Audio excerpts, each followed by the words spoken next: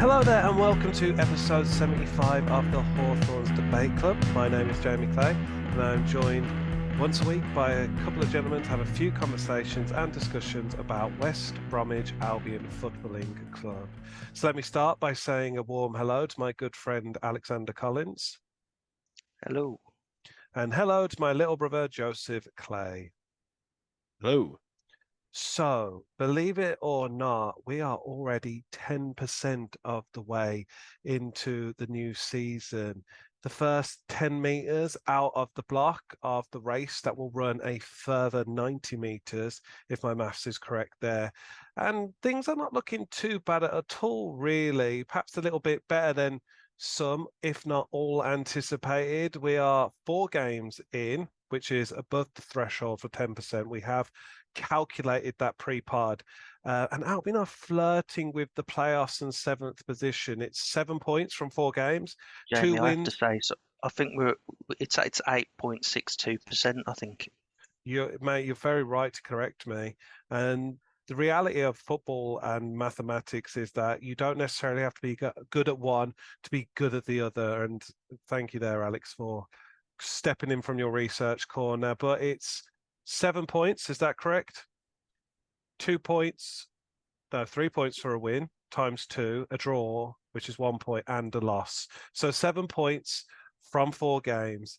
And perhaps the more important thing in this podcast is that on the horizon at the end of this week is the transfer deadline day.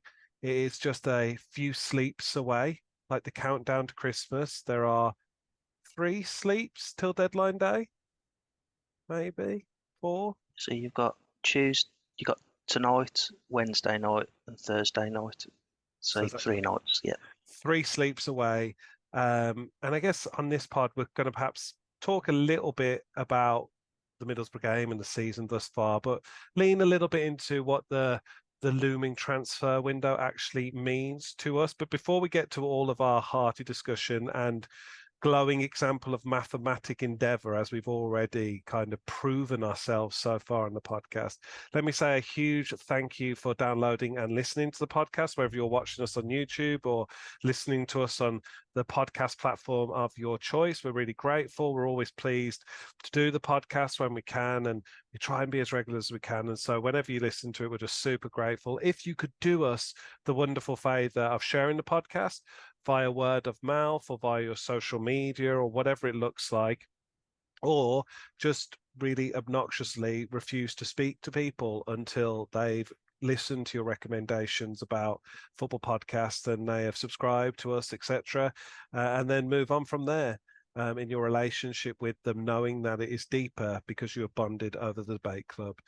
But we do appreciate it. So if you can share it, please do that. Leave us a like, do all the bits and pieces. Go and check us out on YouTube and all of the other bits and pieces, reviews, etc. We do appreciate every single one of them. Right, now that all of the spiel is out of the way, we're going to, a few things to talk about today, but we're going to start off with a brief discussion with the Middlesbrough game. Not necessarily going to go into too much detail about the game itself, but more or less talk about some of the talking points emerging from the Middlesbrough game that will shape perhaps where Albion are headed going forward into September and deadline day. I guess there's the way the Middlesbrough game and some of the storylines emerging from that perhaps might indicate some gaps that we need to fill before deadline day or on deadline day at the least. It obviously finished 4-2. Again, another game where we look to be relatively in control before allowing a team to kind of creep back into it at the Hawthorns. It finished 4-2. The 4th goal being Sarmiento as the 6 minutes of stoppage time was announced in the crowd. I don't think the echo from the speakers had quite dulled from when Sarmiento's goal actually went in. And Alex, what was your riddle to my children about echoes? I know, yep. So what's a reflection, but you can't see it? And that was the halftime entertainment in the Woodman corner as my children spent all 15 minutes trying to guess what Alex was, the cryptic riddle sphinx that he is. I created monsters, didn't I, Jamie? Which I, It, I apologise for. that's okay, mate. They are smarter and wiser for having seats next to you. But it finished 4-2. We had some wonderful goals to view. Kipre scored what everyone else is describing as like a striker's half volley finish from another Darnell Furlong throw in. We saw, I guess, a goal scored by John Swift that kind of was the John Swift that a lot of us imagined we were getting, someone who was going to pick up the ball, dribble at defenders, and knock goals in from 20 odd yards out. The third goal, Brandon Thomas Asante capitalizes on a poor back pass. Um, First touch isn't great, second touch is really good, and the third touch is a goal. And the fourth goal was Jeremy Sarmiento's first for the club, where he kind of settled all of the nerves that had been. Well, there was a lot of nervous fans in that crowd for about 30 or 40 minutes in that second half. I guess the starting point here is it's been well documented that we seem very capable of scoring goals, and it's going to be necessary that we do score a lot of goals this season because we seem incapable of limiting teams from scoring one or two goals at least. And every time we're going to pick up points this season, it looks like we're going to have to be in a rich vein of goal scoring form. Does it worry you the volume of goals we're conceding, particularly at home? We've had 2 goals conceded. What do you think? Is it a system thing? Is it a defensive mistakes? Where do you think it's going wrong for us? We'll start with you, Joe, if that's okay. Yeah, I think it's a few things to me. I think there's some anxiety from last season, and some of those players know that we failed under Steve Bruce the season before, and last season we were nearly there. We failed, so I think there's a bit of anxiety and on the players, and obviously when you're at home and there's fans getting on your back, obviously going to absorb that. But I also think there's that this season we are attacking a lot better than last season, so gaps are going to appear in the second half when you've got a small squad, bit of fatigue settling in, and we're going to concede. Yeah, we should be better, but we have got a small squad. I don't think the 3 centre backs are out there. Don't think maybe Carl Bartley's the only one who can come in there quite comfortably. Probably not quite comfortably anyway. He's a different type of centre back, but we haven't got the players to, replace them. So they're playing every game at the moment, and I think that is kind of the thing, the fatigue around that. And Carlos Corberan is trying to tinker with this left back, no, left mid, left wing back, and mid, right wing back, Furlong and Townsend, and also now Matty Phillips. So I think there's a bit of that still going on, gelling around that. So I don't think it's anything to be wary about. We're still winning in these positions, and that's the major thing you need to take out of it. I think it can only get better after the transfer window and more gelling. I think some of those will go. We'll get it down to 1, and maybe get a clean sheet in the future at some point. Yeah, you certainly can see the mental fragility, especially when 1 goal goes in. It seems to be a couple of instances this season where straight from us scoring, another team has capitalised and scored one back straight away. There does seem to be definitely, in my opinion, some mental fragility. Obviously, we lost a huge player in Dara O'Shea, Alex, in the summer. Is it maybe as simple as was always likely to be on the cards when you lose a player of that kind of significance to the club, that we were always going to concede more goals this season? Do you think it's that simple, or is there more to it? Yeah, there's more to it. I don't think things like this are ever black and white. I think there are a number of things at play, but for me, like the key 3 things are, it's the substitutions. Not saying it's wrong to make the substitutions, like Joe mentioned. I think fatigue comes into it, and due to our size of our squad, I think it's important that key players are rested and kept fit for as long as that they can be.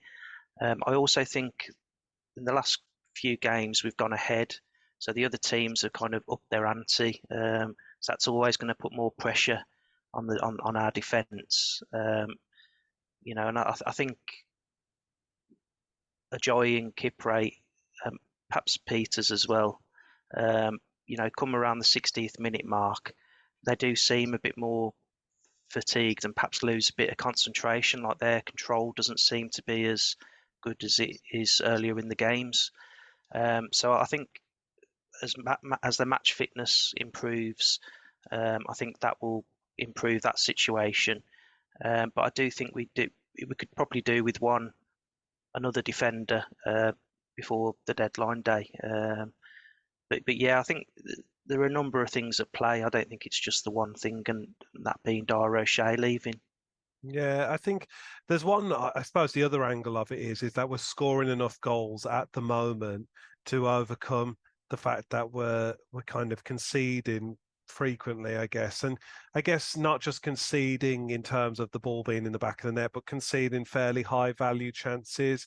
Middlesbrough obviously had one chance in the first half where they fired just over the bar. In the second half, they hit the inside of the post, didn't they? So I think there was probably enough chances in that game for Middlesbrough to get something out of it. In fact, I think if you look at the XG stats, I think ours was about 0.6 and theirs was 2 point something. So in terms of the XG, it was very, very generously in their favour. And obviously we massively outperformed our XG because of the quality of the finishes and so on. But I think it's encouraging that we are able to score fairly, not necessarily just from set pieces either in this game. We were able to fashion chances and score really quality goals. And it moves us on to our next point, and it's kind of that there's certain players in the squad, and we spoke about it a little bit a couple of weeks ago, that are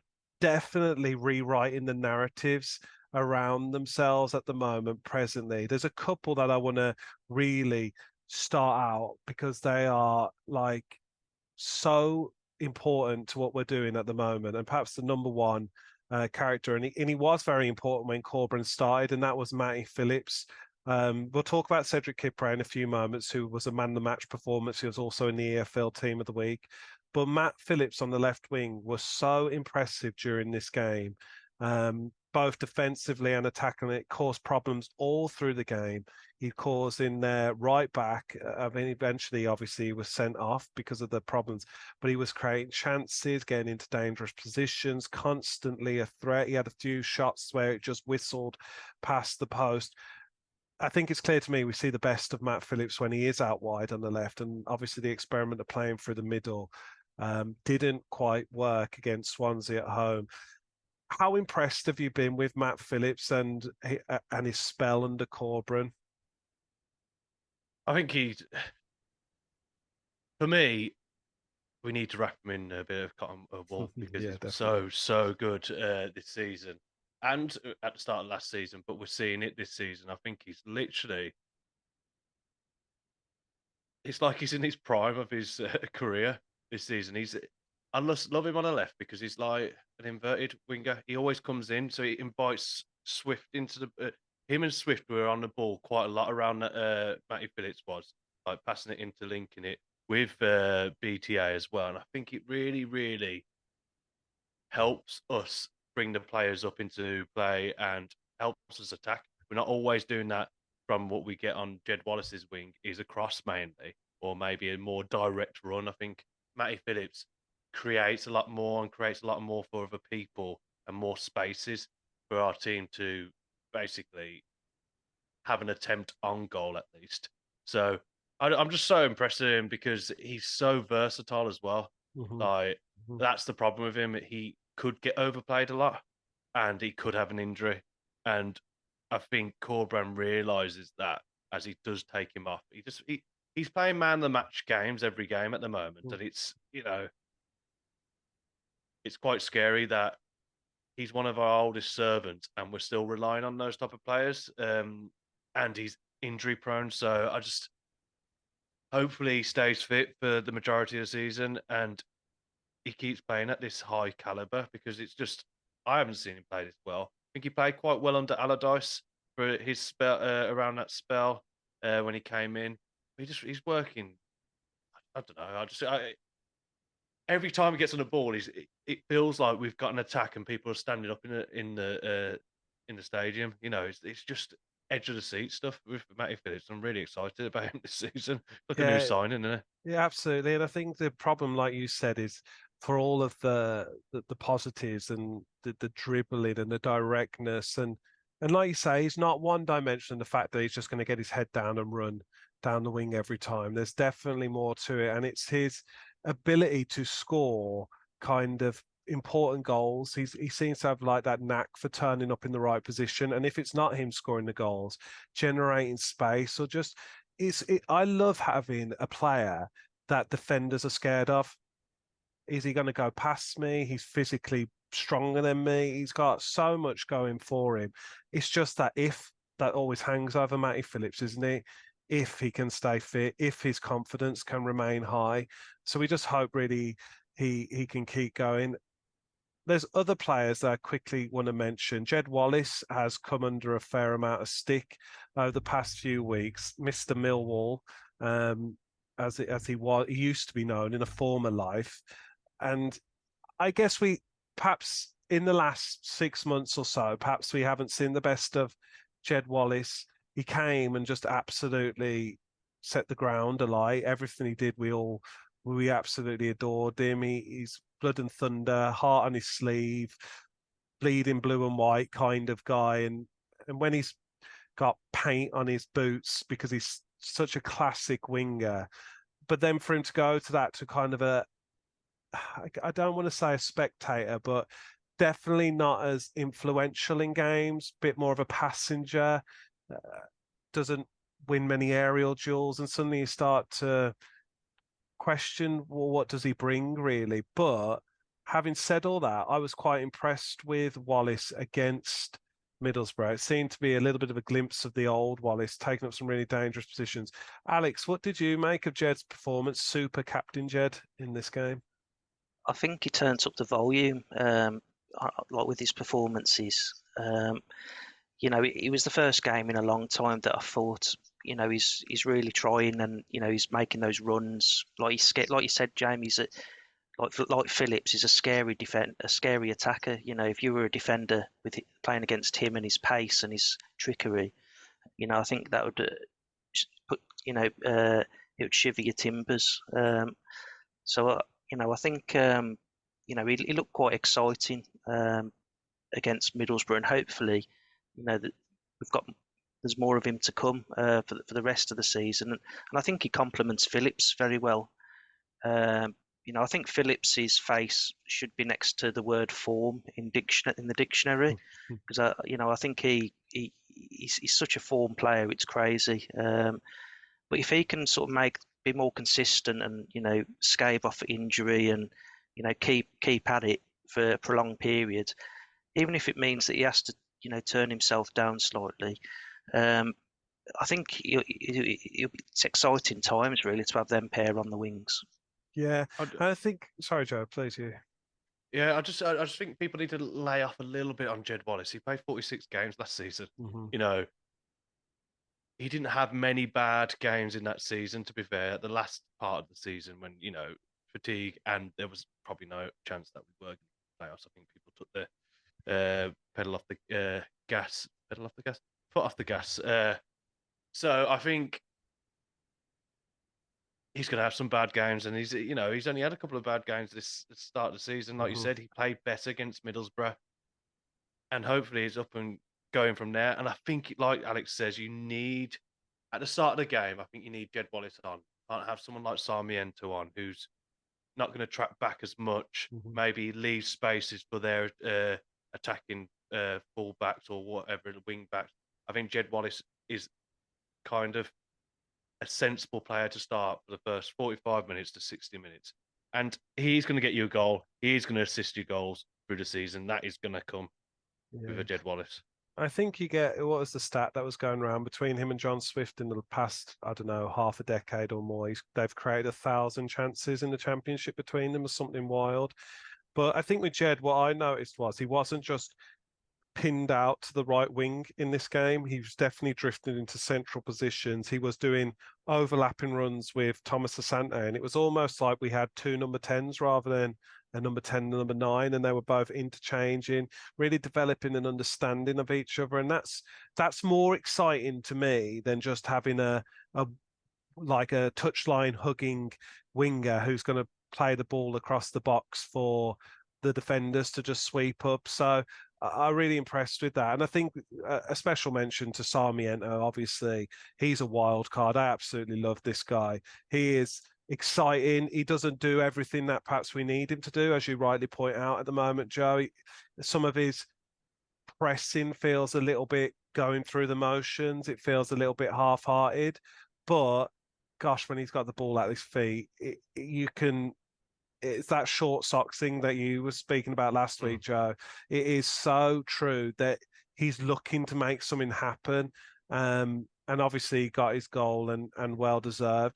Let me just say now, before we come on to this next player, there's probably no one in the Albion squad that's rewrote the narrative around themselves as much as this guy has done since the start of the season, and that's Cedric Kipre. Obviously, after the Blackburn game, people had put the for sale sign on his back, ready to drive him down to South Wales. Everyone was frustrated by the errors.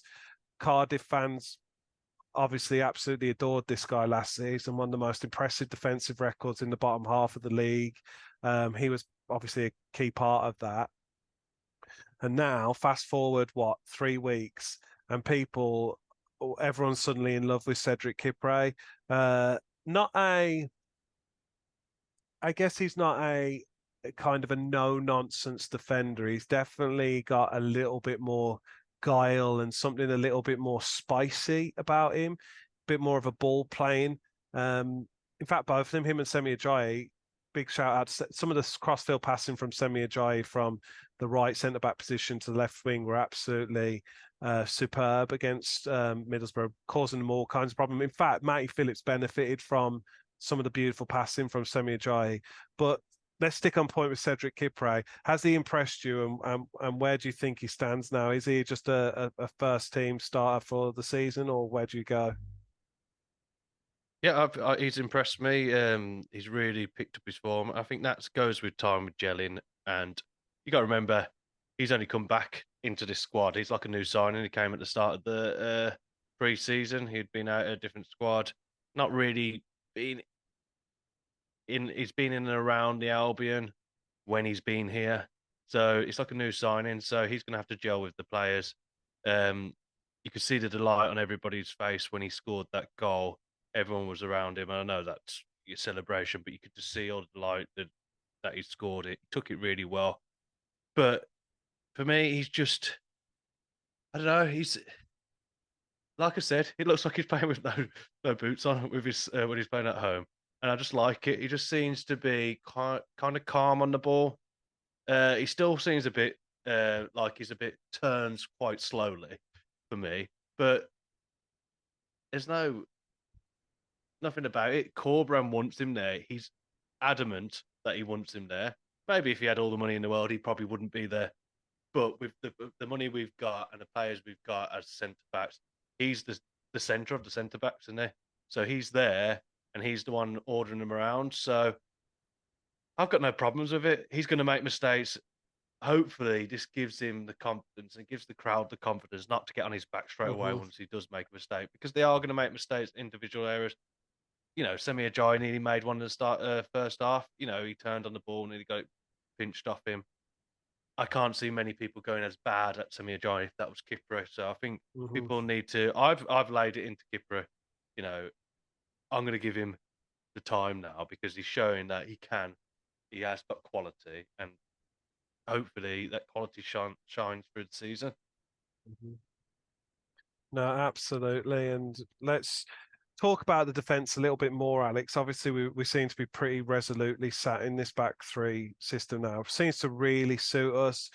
Corberan obviously adamant to play out from the back, even though perhaps slightly more error-prone defenders, etc. Do you think it's kind of the system that suits these three players, and that's why we suddenly look a little bit better, or is it just kind of the individual themselves have turned it up a little bit? Yeah, I think they're like three musketeers, aren't they? I think they all complement each other very well. I mean, I put it in the chat, but I think Ajayi's a bit like a sports car where he's fast, but he's a bit dangerous if you don't control it. And then you've got Kipre, who I think is the classic Rolls Royce of a defender. He's very classy, but I suppose the danger is you can become a bit too relaxed. And then Eric Paters, I think he's like reliable, like a Land Rover or something like that. But he probably hasn't got too long left on his in his career. I don't think, maybe 2 years max. But yeah, I think they do complement each other very well. But I do think we could do with one extra just in case. And I think we should give a mention as well to Yokuslu and Malumbi shielding the back three, because I think they do a tremendous job as well. Like we always say, that Yokuslu's like a swan among ducks, and I think he does bring that calm, and that composure, giving them a bit more time and sort of trust when they're passing the ball into midfield, which I think is important. That's definitely noticeably improved, this playing out from the back. I know it creates so much anxiety in the crowd and everyone's saying pump it long. For me, the risk of them playing it around the back, and I can appreciate it, they do sometimes, it gets stuck under their foot or they dwell on it perhaps a little bit longer. But it's definitely getting better. You can see that. And just firing it up to Brandon Thomas-Asante, for all of his effort and endeavour, it is almost impossible for him to outjump these 6'4" centre backs. That's their bread and butter. And for me, I'm kind of pleased that Corberan isn't giving up on the philosophy and he's just pursuing it. And like you said, Yokuslu and Malumbi seem to be better at coming to receive the ball. Palmer's distribution to the wing backs is getting more and more accomplished. Final little remark on this, because I just want to say this. There is nothing more exciting in a game of football at the Hawthorns for me than when Semi Ajayi picks up the ball and starts marauding forwards. That spells imminent danger for oppositions because nobody ever tracks with him. They always just let him go forward. And I think this is going to sound total hyperbole now. I don't know if there's a better crosser of the ball at the Albion than Semi Ajayi when he's running at full speed.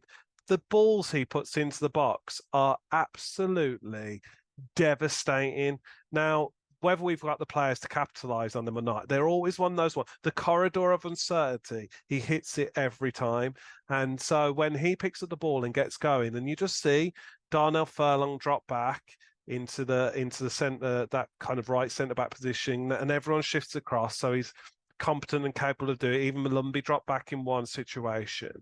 He's such a weapon with his pace and his ability to get forward that I hope Corberan keeps using that, because I thought at home last season when we were on that 11-game run, that was one of the features of that was always there. Semi Ajayi picking up the ball and drifting forwards rather than trying to play our way forward, just progressing it through dribbling.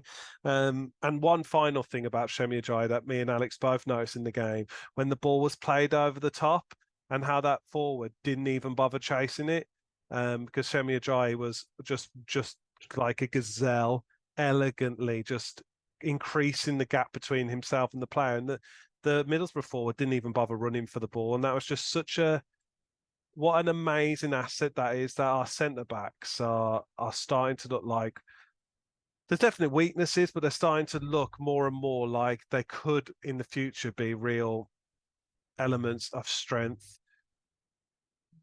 We've spoken a fair bit about that game there, perhaps a little bit more than we intended to, but it's all good because you're getting your values worth at your value at the Hawthorns at the moment. 6 goals, ascending off, definitely ascending off. No two ways about it. All agreed.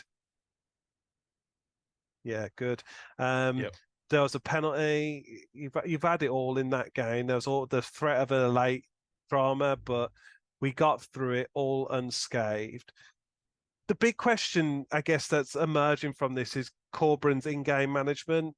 We seem to be in total control of games, like at Swansea, and Corberan makes some changes. I think the main one is bringing Yokuslu off, and all of a sudden we look very, very shaky at the back. We've obviously praised Corberan for his whole time here, but some of his in-game management decisions do seem to lead to some of these frailties that everyone's noticing. What have you made of the in-game stuff? Obviously, it's quite damning that, in the last 2 home games, that when he's made these in-game management, we've conceded a couple of goals. But for me, it goes back on all the discussion points we've just had. It's the lack of depth of our squad. I think he's putting on players that he doesn't really trust.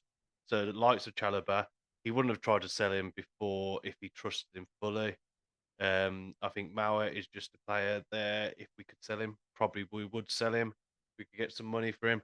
So I think there's that thing, and we've got so many games this season where if we're going to start with that, the major starting lineup, what we start with every week, they ain't going to last every game. So he's going to have to make change. And I think that 60-minute mark, when he does make changes, he likes to do it. And he has to do it because we don't want injuries, especially at this point. To the Matty Phillips, to your Jed Wallaces, to your Malumbis, to your your Kushlus. Everybody would be going at him if they didn't, like, oh, your Kushler's too fatigued, goes and gets an injury. So I think he has to do it at the moment. And when you're winning 3-0, you think your team's going to, win that game. So he puts on some of the players he doesn't trust as much or doesn't see starting. So I just think he has to make some substitutions, and they're the players who are on the bench. So that's it, isn't it? Really, that's my opinion. I don't like it that we concede, but they're the players we got on the bench. He has to do it. Yeah, you kind of have to keep them happy as well and give them game time, give them a chance to impress these folk on the bench. So I don't blame Corberan one bit. Totally agree with Joe. Yeah, it definitely was I think I was, for some reason, I've never done this before, but I went on BBC Sport website and was looking through the comments on the article, the match report, and so many people, I've done it again, so many people this week were saying that it all went wrong after Yukushlu come off. I can't understand why Corberan's taken Yukushlu off. And I appreciate that a lot of the solidity and the shape does disappear out the middle. You've got very different players coming on. I know Chalobah's got a defensive midfielder, but he's definitely a different type of defensive midfielder. He's not as robust. He's not as press resistant. He certainly looks more clumsy in a challenge. And obviously Moa he's got energy, but he's not an industry kind of energy like Jason Malumbi. He's more of I mean, it's well documented. He's a little bit more of a progressive player. He's a little bit more of he probably leans more towards a 10 than a 6. Romain Sawyers. Yeah, I think that's probably being quite generous to Alex Mowat there, to be honest. But in that mould, perhaps. And so when those substitutions come on, but I'm with you, as both of you, you've both said there, that I don't know really what the expectation of these people who are kind of saying, I don't understand why he's taking Yukushlu off.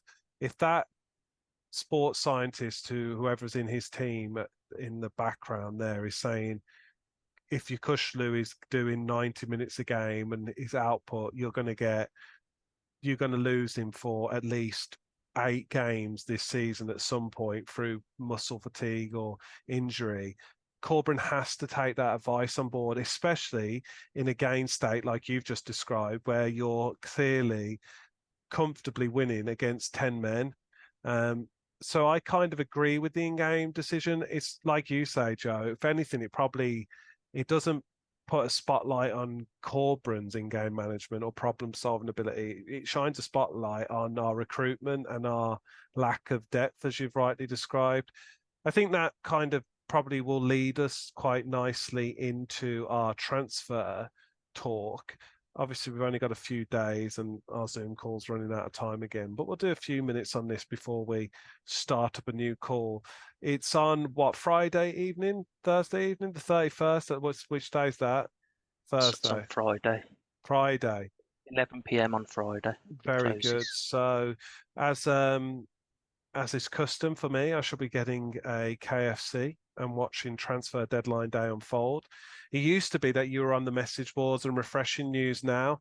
as it currently stands, there aren't many rumours floating around at all about the Albion, and it doesn't promise to be an overly exciting transfer deadline day.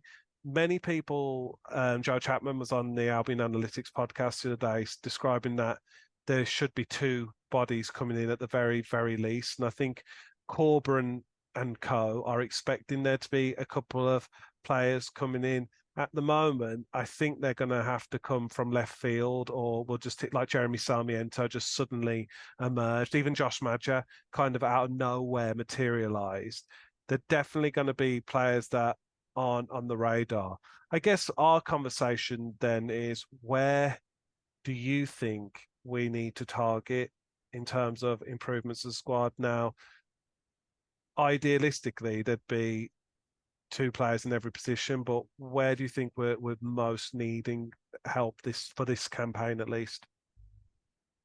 For me, I would say right back is. We haven't got much cover there, to be fair. Matty Phillips can cover there, but you don't, like we've mentioned before, we don't want him playing everywhere. His best position's on the wing, left wing, or right wing, crossing over. And Furlong, yeah, he's been a great servant, but he's an average championship right winger, right wing back or right back, whatever you want to call him. And I think we could do something better, or give him some competition around that with some youngster, maybe someone from abroad. I think that would be, for me, would really brighten up our side, and I think it would help Jed Wallace out, to be honest, as well. I think he'd get a lot more help with having Furlong on his toes for his position. I think there's other Alex. What do you think? I tend to agree with you on Furlong, but I think Furlong, he does have that threat from a Furlong throw, doesn't he? Which is, I think, at the moment keeping him in the team because he's. I mean, it's such a good threat. I mean, if we could replace him with a decent right back with a good throw as well, I'd snap the rand off. Well, that wouldn't be very clever, but do one arm. But yeah, shot put it in. But yeah, apart from a right back, I'd like to see a central defender, perhaps a young one coming through to join Taylor. Maybe somebody that would complement Caleb Taylor's game. So look into the future.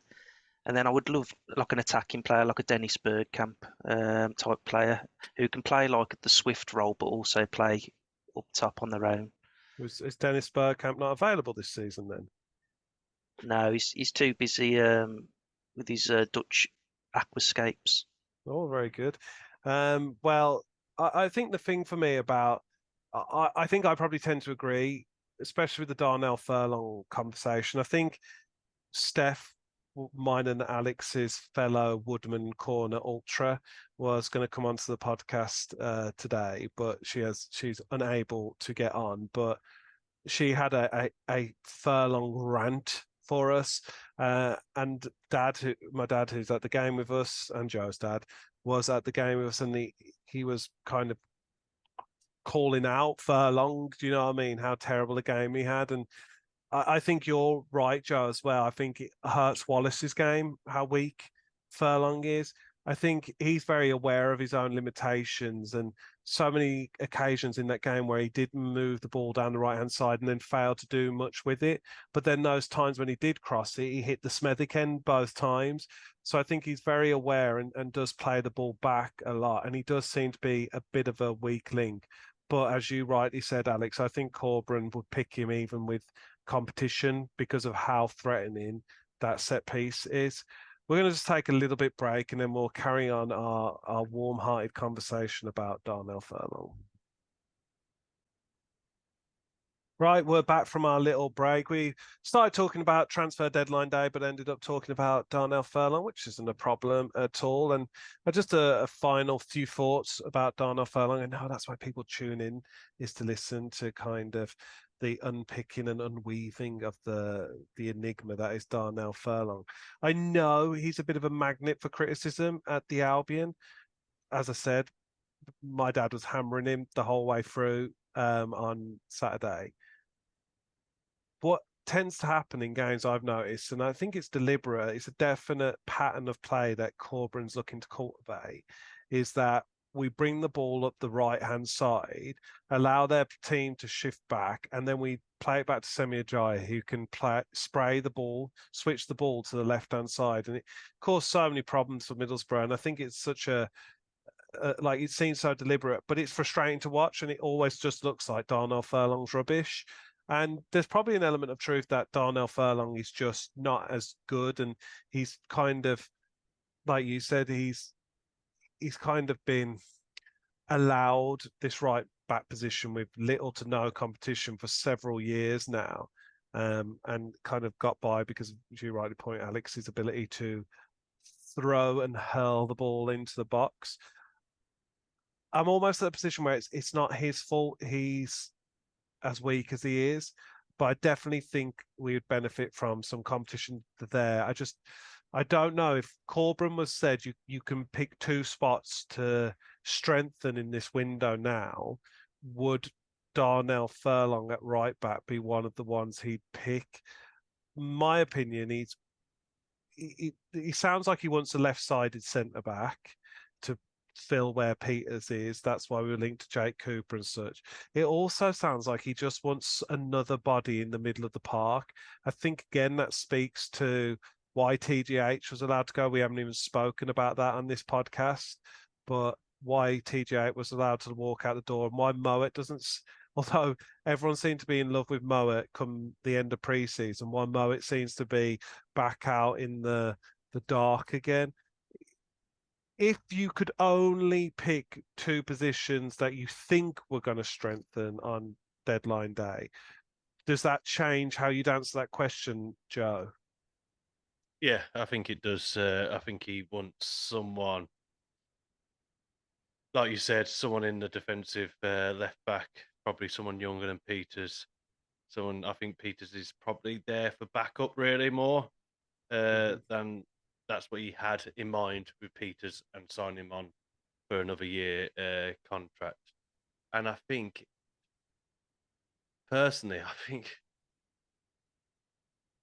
it's a pick about, does he want a midfielder that could be attacking midfielder, around Swift's position, or does he want someone who can play striker or can come back? I know we've got Josh Madger, but I think he thinks BTA can play on the wing as well. So I think he wants quite a lot of versatility in our strike force and in our attacking players and in our midfielders. I think he wants versatile players that can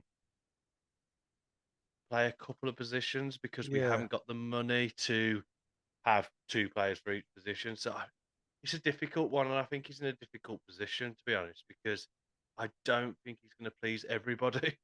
I don't think he's going to go out and get that, another, an out and out quite tall target man striker. I don't think we'll have the ability to get that person. So I just think it's a difficult one. This transfer window. There's a lot of positions that you want some competition. There's not a lot of positions where I think we can get better in. To be honest, like Peters is probably and Furlong are probably the best, the pick of the bunch that we can get better in. Maybe a different type of striker for BTA, but I think we've got a good squad of first team players with Sarmiento and Magic coming off the bench. I think they're your major team players, but I just think it's very difficult, and I think a lot of fans will be disappointed if we only get two players in. But if he gets two quality players that could play 7 positions, which I think he would love. He's trying to sign Matt Phillips again twice. He's just basically, there's just a laboratory somewhere right now that is cloning Matt Phillips 11 times. And that's what we're going to see on deadline day, this kind of weird kind of spacecraft land and Matt Phillips walk out 11 times. No, yeah, but I just think, again, it's just, I think he will look more than quality in one position. He'll go for a more versatile player who can play in a couple of positions, or he can rotate him, can bring him off the bench to rest the other players. He'll go. Yeah, I love how optimistic we're being. I reckon the question should be who do you think will be selling? That's the But my opinion's the same as Joe's, and it's typical on the debate club that we tend to not really debate stuff and just agree with each other. But yeah, I think a new right back or right wing back, and then a centre half, perhaps to work, with Peters to develop, and maybe quite a young player as well. But yeah, I think hopefully we keep hold of everyone, but it's a tricky position. Like you say, I think that it's been well documented, and Corberan himself has come out, as he said last week, that he knew the challenges that were lying ahead for the club. They've been fairly open with him about it, saying that we're in a difficult position. If we didn't get promoted last season, it was going to be very much a tightening of the purse strings and looking to move on whoever really. And I think ultimately it shows a couple of things really, that a lot of our team aren't as desirable to other teams as perhaps necessary they are for our team. A lot of that will probably be to do with age. I'd imagine that we've got an aging squad. Even some of the higher caliber players, your Kushloos, Wallace, Swift, they're in their late 20s now, approaching their early 30s. Even Shemi Ajayi and players like that are creeping up there in age. So for me, we're in a really awkward position. Mark Miles has come out and said that we're no longer in a position where we need to sell before we can bring players in. I think TGH has probably helped that a little bit. Let's move on to that conversation that Alex has just kind of briefly flirted with there, which is the outgoing players. We'll start off, obviously, the main one that's gone so far was Dara, but that's been followed up by another young prospect, TGH. Where are your heads at with that? Because obviously we haven't touched base since that happened. Is that a good move for the club, or are you indifferent? What do you think, Joe? I just believe in what Corberan believes in, and Corberan did not fancy him. I think he fancied him parts last season, but I think TGH, because he's young, didn't let him down. But there was that naivety, and there wasn't that experience in him, and I think Corberan looks to that as something he likes to see in his players, Mm-hmm. and he kind of shot himself in the foot. I think it even showed, when we lost to Sheffield United away, where he passed the ball back across the goal, which is, we all know, don't pass across your goal. He did it, and they intercepted it, and I think Billy Sharp or one of those players scored. But I don't think it's a loss, to be fair. I think Bristol City have gained something, to be honest. I think he has got quality there, but for our team and under Corberan, he was just going to be stale and just sit on the bench and use up wages. And if that helps us to bring in a player to improve us, I'm definitely down for that. Most people, Al, were upset about the supposed figure that's attached to going. Obviously, we know we're so financially cash strapped at the moment that we kind of got to take money where we can get it. But the fee that's out there is 1.3 million for Gardner Hickman. Did that shock you? Do you think we should have been kind of banking on getting more? And obviously, that doesn't necessarily mean that Bristol City are going to buy him, but that's the supposed figure that he's available for at the end of the loan. Is he undervalued, overvalued, rightly valued? Well, let me put. I think Bristol have by far got the best deal out of the two parties, and I don't know why we've done it a loan to buy as well. So at the end of the season, Bristol City will have either got a bargain at 1.3 million, or they'll choose not to buy him and send him back because he's no good. But then we've got a player that's no good on our books. But I don't know why we just didn't keep hold of him and continue to develop him, because he's obviously a prospect, and then sell him even if it's in 3 or 4 years' time. I mean, his wages can't be that high compared to other players, more senior players. So I was quite shocked and I was displeased.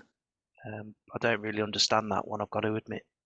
Yeah, I'm kind of perhaps on the spectrum there, probably lean towards Joe's opinion a little bit more.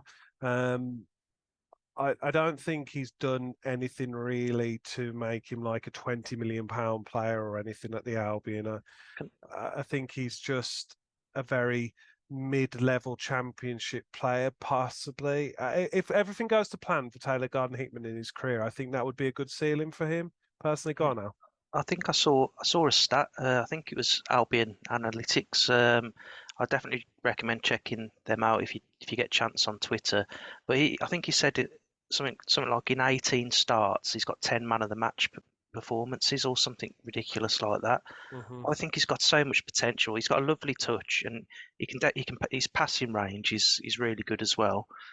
Um, But I just think Bristol City have got a steal there. I really do. they've got a steal, but the potential would have gone under Corberan because he wasn't playing. So even if you keep him in the thingy, he's just devaluing, isn't he? And he would have eventually gone out on loan, or he hasn't been in favour for a lot of managers. So there's something there that is either is inexperience or he doesn't do something right. He's not training right in training or something like that. And yeah, he's probably worth about one. He's probably worth about that because he's not done anything to show that he's a top championship player. You know, for me, that's fine. Yeah, You I know, think it's one. we're not Yeah, going to get sorry. anything else because we never get big sign fees, do we, on Yeah, and any players? it's definitely that people are also aware that we can't demand a lot of money at the moment necessarily. People know we need the money, so they're lowballing us with offers. Nobody knowing Albion's position presently was going to offer us 5 or 6 million for Taylor Gardner Hickman. I think that would have been pretty wild, to be honest. And it's been said in other places, and I think we've said it on this podcast as well. He doesn't seem to have a position. He seems to be just decent in a lot of positions. He's played at right back, right wing, central midfield, defensive midfield, attacking midfield. And I think there are just players ahead of him in each one of those positions. Like, I know we just criticised Darnell Furlong, but there are parts of Darnell Furlong's game that Taylor Gardner Hickman just simply cannot offer. And perhaps that is just as simple as the long throw ins. But let's move on from TGH and talk about the other big possible outgoing. That's Dean Gardner. Now, Al, obviously this one's close to your heart. He's probably one of the only players in the whole team that commands a bit of a fee. And you can imagine the team having to cough up £5 or £6 million. Perhaps Albion would be able to get that much. It seems completely wild that we could get that kind of a fee for anyone else on the books, um, outside of maybe Josh Griffiths. What, even though you love Dean Garner, do you think it's, if we can get the money for him, is it like a no-brainer to let him go and revive his career somewhere else, perhaps in the Premier League? I think I think he's worth closer to 10 million. I mean, knowing the album, we'll probably sell him for 2.5 or something crazy like that. But um, I would love to see Dean Garner and Sarmiento in the same team because I think they would just play off each other. I think they're on the similar wavelength where they're just ultra skillful. It's all about the cage football, isn't it? I think, yeah, I would be very disappointed if we were to sell him because I think he's an exciting talent, and I think we need to develop him a bit and then sell him or just keep him, or try and recoup some of the money we paid for him. I think he was about 15 mil, wasn't he? Mm-hmm. Something like that. I think with Dean Garner, is he got 2 years left on his contract? Has signed a 5-year contract, didn't he? And I don't think we paid that full amount. I think a lot of those were add-ons with him doing well and blah blah blah. But with Dean Garner, for me, I would get rid of him because he's starting to become an injury-prone player, and he's hardly playing any games. And when he is fit, Corberan doesn't bring him on that much. Again, I think he doesn't fit into Corberan's mold. And if we're going to keep Corberan, I think that's the person we need to keep for longer than Dean Garner is Corberan. And if he's not in his mold, and we can get something around the 5 to 6 minutes and recoup some of the losses we got from him, because really since we signed him, he hasn't really done much, has he? He is exciting, But for him coming off the bench, I think we need that. I'd rather, if he comes on 15 times this season off the bench, I'd rather 6 million for that, because I don't think he's going to score a lot of goals for us, because he hasn't scored a lot of goals since he was on loan. So I think most of us, we want Grady to succeed. I think that's a lot of Albion fans are kind of desperate for him to recapture that early Slaven Bilic form. And I think because of that, a lot of us have got quite a romantic view of Grady Diangana and his ability and his guile and his trickery and such. But the reality of it is we just haven't seen it in nearly 3 years now. We're approaching 3 years since that Blues game where kind of the last game in which I really remember him being dramatically kind of that player that just was arguably one of the most dangerous players in the championship that season. Since then, to say we've seen glimpses of it feels generous. We've seen glimpses of what looked like a shadow of that player. We've never seen that player since. I've never seen anyone like it. I don't know whether that injury changed him. A lot of people talk about this homesickness and him wanting to be moved back to London and never really wanting to come to the Albion in the first place. And he does genuinely look like a bit of a lost soul. That's the only way I can describe it. He doesn't seem happy at the Albion. I think he wants it to work, as all professionals rightly would, but I don't think that he's in a good place mentally for him to recapture that form. And I think if we can get I imagine, I don't know how the finances of football deals work, but I'd imagine that when we get a fee for him, the other team would be assuming the kind of last repayments as well, or that they'd be offset somehow, because and then if you think we're getting 5 or 6 million, it's probably closer to 10 million, Alex, what you're describing. I think if the fee quoted is something like 2 or 3 million, it probably still rounds up to about 7 or 8 because of how much money we still owe on him. So I think there'll be some club in the Premiership that see that same Twitter highlights compilation, that see all the stats that are still there, the defensive work rate, the pressures and all of the other things that like kind of the analytics throw up. I think there'll be plenty of suitors out there for Grady Diangana. And I think at this stage where his career is with the Albion, we'd be really foolish to turn down the money, especially if that money would be basically the war chest to go into transfer deadline day. There were a few rumours about Diangana, but they seem to have dried up a little bit over the last week or so. In fact, I'm shocked really at the rumour mill about at the moment. There really is no one being linked to Albion at the moment at all. I mean, I've been scrolling through Twitter before the podcast. Even Dude doesn't seem to have anything on the horizon, really. We all seem to be a little bit in the dark and in the fog about what it's going to bring. I'm no doubt we will sign someone, but I don't think you could even guess really at this stage who it's going to be. Do you want to guess? Bergkamp. Dennis Bergkamp, Thierry Henry, and Robert Perez. And Freddie Ljungberg. What a player. Oh, yes. What players indeed. So it closes at 11 p.m. on Friday. Will you guys be watching it? Will you be indulging in a little transfer deadline day activity? I'll be doing jury service. So. Oh, really? Very good. Are you allowed to say that, or do I have to like now? No, I can be doing jury service. Okay, that's good. That's good. Yeah, if Joe gets you on his case, just look favourably on the podcast, and he'll look favourably on you. I live very close to the training ground, and I usually like to do a couple of drive-bys on transfer deadline day to assess the activity at the club. I remember one day where they were talking about constantly needing to go back to the Hawthorns for some breaking news. And I was like, and you know what Sky Sports and Jim White are like, they kept delaying it to the next advert, to the next advert, to the next advert. I was like, this is ridiculous. So instead of ordering in KFC, I drove to get my KFC. and I drove past the bottom of the gates, and I could see the Sky Sports van parked up there, and they were eating a bag of chips.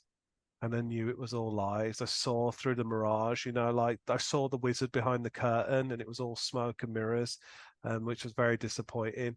But deadline day very often is disappointing as an Albion fan. Let's just wrap up. We've got a couple of points here. Action for Albion, targeting the Huddersfield game as a kind of a major protest. They're going to be handing out, I think there's 10,000 leaflets that they've printed for this game that they want people to hold up during the 12th minute of the game. And it says something like for sale, full sale takeover required. It's been a bit quiet on the Action for Albion front in terms of in the stadium. I haven't really noticed a visible or audible kind of anti-lie. There's been a couple of chants, but because the games have been so frantic and frenetic, people's attentions have very much been on the field. I know the off-the-field discussion is still looms large, but do you think this is kind of a little bit of a real litmus test kind of moment for where people are at with Action for Albion and everything on Saturday? Yeah, I think this is a new thing they've tried, and I think this is kind of going towards the, your standard approach of protesting, handing things out, bit of a picket line type of thing, isn't it? Bringing in leaflets, holding them up. So hopefully this works, because I think this is more visual. I think visual works. I think shine a light will work in the winter. If they want to, I think bring that back in the winter where it's a bit darker, it will work. Those type of things will work. But yeah, hopefully, they're doing a good job. That's all you can say. They're doing a good job. They've been speaking to the right people, speaking to all the right governance around football, around, councils and government. So all the best to them, and hopefully people get behind it, to be honest, because it is right. We need a full sale now, because it's just getting to the horrible horror of that horrible word starting with A if we don't do anything this season. Al, any thoughts? No, I think Joe put it very well. I would just recommend that everyone follows Action for Albion on Twitter or Facebook. They've even got a website. Just have a read through. I think it's important that we all get behind what the good, excellent work that they're doing. Yeah, I think this one, I have to say, the Shine a Light and they've kind of seemed to have lost their impact. And again, maybe it's just a kind of seasonal thing, but this one does seem to, I can see this one in the ground being quite impressive, and I think that's what you want it to be. You want it to be visible on at a TV screen, really, don't you? And I think as long as they target it well and the right stands, the TV facing stands, it could be quite a powerful moment, really.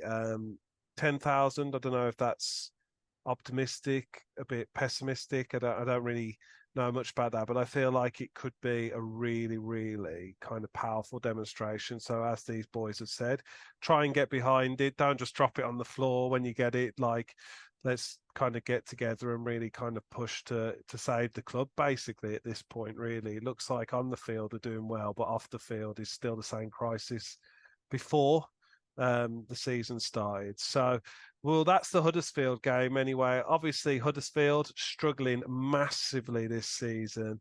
They are 23rd and really lost two, drawn one, lost three, sorry, and drawn one. Really not in a good place. Obviously, we're coming into this in like huge favourites. We're on such an amazing run of form in terms of our home form, and people rightly tipping us to kind of crush Huddersfield this week.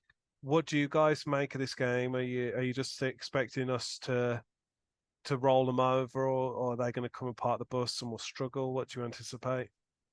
I don't like us being confident, because when we're on this, the Hawthorns debate club, we do well and we're really confident. We put a prediction to win, it just doesn't come true. Horribly backfires. Yeah, it's horrible, but I do think we're going to beat them. I think if we play anything like what we played for the majority of Middlesbrough, even in the bad points, we're going to beat Huddersfield, to be honest, because Middlesbrough, even though they're not playing well, they're a good team. They've got a good set of players, a good manager. I just think we'll have too much for them. There's the gelling, like we've discussed through the whole podcast. We're gelling better, more training sessions. Confidence is flying through the team. Confidence is flying through the defense as well. So I think we will concede less than we have in the last couple. We'll have 17 new players from transfer deadline day. All that confidence. No, I just think we'll have too much for them. But I still think we will concede. But I think we'll win 3-1. And I think, again, it'll be shared around the team, these goals. I think I'm happy that a defender gets the goal every game. So it's Peter's turn. Peter's turn this time. Nice. Then I think it's going to be an okay Yakushlu or Malumbi goal from the centre midfielders. I think BTA will get another one. Nice. Like that. Al, perhaps I can give you some insights before you give your prediction. We're currently averaging 2.3 goals per game. They haven't won a match in 5 games, but they also haven't kept a clean sheet in 5 games. But we go much better than that. We haven't kept a clean sheet in 14 matches. So make of that what you will and shed a light on what you think this game will transpire like. Thank you, Jamie. It sounds like you've been in my research corner. I hope you've left it as it was. And Can't promise. yeah, I reckon we'll thrash Huddersfield 4-0. I just look at our home record. You know, I think the West Bromwich Albion Twitter account posted it on just before the game against Middlesbrough, and I think in the last 18 games we've drawn, I think 4, lost 2, something like that. So I think that's quite formidable, and I can't see us losing, touch wood. But you know, I think our defenders, Ajoy and Kipre, you know, a couple of beautiful finishes the last couple of games, like striker finishes. I think it's Ajoy's turn. I think they're going to alternate each week. Nice. So yeah, 4-0. Very good. I think there's also, for me, I don't know how important this really is, but Corberan, the old revenge factor, the look what you could have won, where he wants to really, in other games, perhaps he does go with a more casual, genteel approach. But in this game where he really wants to put the sword to Huddersfield and really send a message with a strong home performance, I'm going to go with the same goal difference as Alex, but with us conceding as well, because I do think we're likely to let one slip through the net, and so I say 5-1 to West Bromwich Albion. I think Matt Phillips, BTA, Josh Madger wraps up the scoring. I think who else will get one? John Swift and Jed Wallace. 5-1, easy money. And so when we are inevitably discussing a loss next week, it'll be even more. That would be the most goals we've definitely scored at the start of the season, surely. We just seem to be scoring goals for fun at the moment. It's absolutely bonkers. The record, what is it?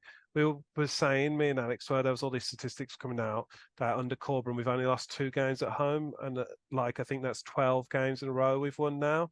My wife's only had a season ticket since midway through Corberan's first few games, and so she's only ever seen Albion lose twice, which is absolutely bonkers, really.